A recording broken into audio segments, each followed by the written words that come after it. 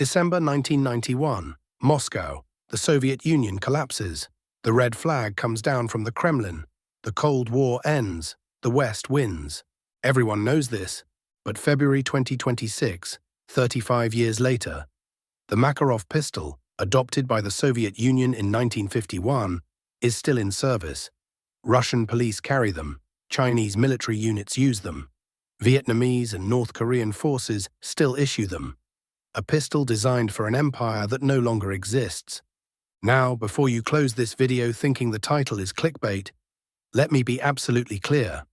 The Soviet Union lost the Cold War, collapsed economically, failed politically, dissolved ideologically. The West won. That's history, no debate. But if you ask which pistol won the Cold War, which weapon achieved total dominance, armed the most countries, outlasted every competitor, and is still firing 75 years later, there's only one answer. The Makarov PM. The USSR lost. But the Makarov? The Makarov won every other war a weapon can win. This is the story of how a $8 Soviet pistol with 27 parts became the second most produced handgun in history. How it armed 35 countries. How it outlasted the empire that created it, and how it's still in service in 2026, 35 years after the Soviet Union died. The Makarov pistol didn't start as a plan to win anything. It started in December 1945. World War II just ended. The Soviet Union needed to replace two service pistols, the TT-33 Tokarev and the Nagant M1895 revolver. The Tokarev was powerful but problematic. Heavy. Bulky. No safety. Magazines fell out during combat. Soviet soldiers complained constantly. The Nagant revolver, obsolete, a relic from the 1890s still being carried in 1945. The Red Army wanted something new. Light, reliable, simple, a defensive sidearm for officers, police, tank crews, pilots, not a primary combat weapon. In December 1945, the Soviet government announced a design competition. Two categories, 7.62mm and 9mm pistols. Emphasis on safety, accuracy, ease of manufacture, and simplicity. 9 designers submitted entries: Fyodor Tokarev, Sergei Simonov, and a young engineer from Tula Arsenal named Nikolai Fyodorovich Makarov. Makarov's approach was pragmatic. Instead of reinventing the wheel, he took the German Walther PP pistol, which the Soviets had captured from the Luftwaffe, and improved it. He simplified the design drastically. The Walther PP had 42 parts. Makarov reduced it to 27 parts, not including the magazine. He designed it around a new cartridge, the 9x18mm Makarov round. Developed by Boris Semin in 1946, it was based on the experimental German 9mm Ultra cartridge. Powerful enough for self-defense, low enough pressure to work in a simple blowback design. Here's the critical detail. The 9x18mm Makarov cartridge used a bullet diameter of 9.27mm, slightly larger than the 9x19mm Parabellum used by NATO. This was intentional. Soviet ammunition wouldn't work in Western pistols. Western ammunition wouldn't work in Soviet pistols. Strategic incompatibility. In April 1948, the trials began. Makarov's pistol experienced 20 times fewer malfunctions than the competing designs by Baryshchev and Sevryugin. 20 times. It was simpler to manufacture, easier to field strip, more reliable under stress. The decision was clear. In December 1951, the Makarov pistol was formally adopted as the 9mm Pistolet Makarova, the PM, the standard service sidearm of the Soviet armed forces and the militia. The design was brilliant in its simplicity: straight blowback operation, no complex locking system, double-action, single-action trigger, chrome-lined barrel, all-steel construction. Weight, 730 grams unloaded. Capacity, 8 rounds. It cost approximately $8 to manufacture.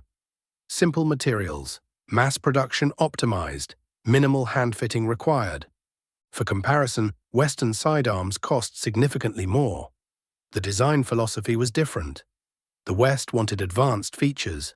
The Soviets wanted a pistol that worked every time, was cheap to make by the millions, and could be issued to anyone with minimal training. The Makarov achieved all three. From 1952 onward, the Izhevsk mechanical plant began mass production. The PM became standard issue for Soviet non-commissioned officers, police, KGB agents, special forces, tank crews, and aircraft crews. Anyone who needed a sidearm but wasn't frontline infantry. But the Makarov's reach didn't stop at Soviet borders, because this is where the story becomes about dominance.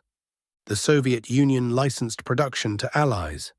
East Germany began manufacturing Makarovs in 1958 at the Ernst Thälmann plant in Suhl. Production ran until 1965. The East German variants, known as the Pistole M, are considered the finest Makarovs ever made. Superior fit and finish, deep bluing, precision machining. Bulgaria started production in 1975 under Russian supervision, then took over in 1976. Bulgarian Makarovs are still being produced today in 2026. 50 years of continuous manufacturing. China adopted the Makarov in 1959 as the Type 59.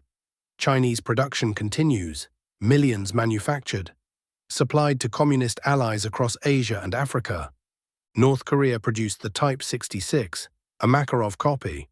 In total, between the USSR, Russia, East Germany, Bulgaria, China, and North Korea, somewhere between 5 million and 8 million Makarov pistols have been produced since 1949.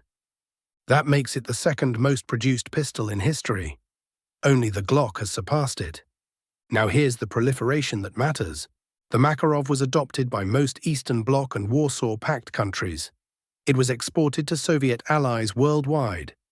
35 countries. Some adopted it fully, others purchased it for police or security forces. But the sheer geographic reach is staggering. Compare that to Western sidearms, the M1911, mostly US military and some allies. The Browning high power, widely used but not to this extent. The Makarov armed more countries than any Western pistol during the Cold War. It wasn't just military use either. The KGB developed a silenced version called the PB, Pistol Beshumny, with a detachable suppressor. This became the standard KGB covert operations sidearm. And here's a fact that borders on absurd. The Makarov is the only pistol to have traveled to space. Every Soyuz spacecraft carries a survival kit. Inside that kit, a Makarov pistol and ammunition. Because if cosmonauts landed in Siberian wilderness, they needed a way to defend against bears. The Makarov became ubiquitous. It appeared in conflicts across the globe. Soviet-Afghan War, Vietnam War, First and Second Chechen Wars, Libyan Crisis, Syrian Civil War, and most recently, the Russo-Ukrainian War in 2022 to 2026. From 1951 to 1991, 40 years, the Makarov was the face of Soviet firepower at the sidearm level. Everywhere the USSR had influence, the Makarov followed. Then, December 1991, the Soviet Union collapses. Mikhail Gorbachev resigns, the red flag comes down, 15 republics become independent nations. The Cold War officially ends. The Soviet Union lasted 69 years, 1922 to 1991. The Makarov, adopted in 1951, had served for 40 of those years. And then the question became, what happens to a Soviet pistol when there's no Soviet Union? The Russian Federation took over, inherited the military, inherited the stockpile, millions of Makarovs sat in armories. In 2003, Russia officially adopted a new service pistol, the MP443 Grach, also called the P-Yar, a more modern design, higher capacity, chambered in 9 by 19 mm parabellum to align with Western standards. The Makarov was officially replaced. But here's the problem with official decisions when you have millions of a weapon already in inventory. Nobody actually stopped using the Makarov. Police forces kept issuing them. Reserve units still carried them. The weapon worked. It was simple. It was reliable. Why replace something that functions perfectly? In 2019, the Russian government announced another replacement. the SR-2 Udav pistol, chambered in 9 by 21 mm Gyorza, designed to defeat body armor. Again, the Makarov was supposed to be phased out. Again, it wasn't. As of 2026, 75 years after adoption, the Makarov is still in service with Russian police, Russian airborne troops, and reserve units. So why did the Makarov outlast the Soviet Union? 3 reasons. First, sheer numbers. When you produce 5 to 8 million of something, replacing it is expensive and logistically difficult. Russia inherited millions of Makarovs. They work, they're paid for. Replacing them costs money the Russian military would rather spend elsewhere. Second, simplicity breeds longevity. The Makarov has 27 parts. It's easy to maintain, easy to repair. A conscript can field strip it in seconds. It doesn't jam. It works in Arctic cold and desert heat, in mud, in sand, after decades of storage. This is Soviet engineering philosophy perfected. Make it simple, make it rugged, make it last forever. Third, the if it works, why change it? Principle: the Makarov does exactly what a service pistol needs to do. Self-defense at close range, reliable ignition, adequate stopping power. The 9 by 18 mm Makarov round isn't as powerful as 9 by 19 mm Parabellum, but for its intended role, it's sufficient. And so the Makarov persists, not just in Russia. China still produces the Type 59. Vietnam still issues Makarovs. North Korea still arms officers with them. Former Soviet states, Armenia, Azerbaijan, Belarus, Georgia, Kazakhstan, still have Makarovs in service. In 2022, when Russia invaded Ukraine, photographs emerged of Russian soldiers carrying Makarovs. Ukrainian forces captured them. Both sides of the conflict were using a pistol designed in 1948, 74 years after its design, 31 years after the Soviet Union collapsed. The Makarov has appeared in every major conflict involving former Soviet states since 1991. Chechen Wars, Georgian War, Nagorno-Karabakh conflicts, Syrian civil war, the current war in Ukraine. It is, in the most literal sense, a weapon that outlasted the empire that created it. 77 years of continuous production, 1949 to 2026. Compare that to Western pistols.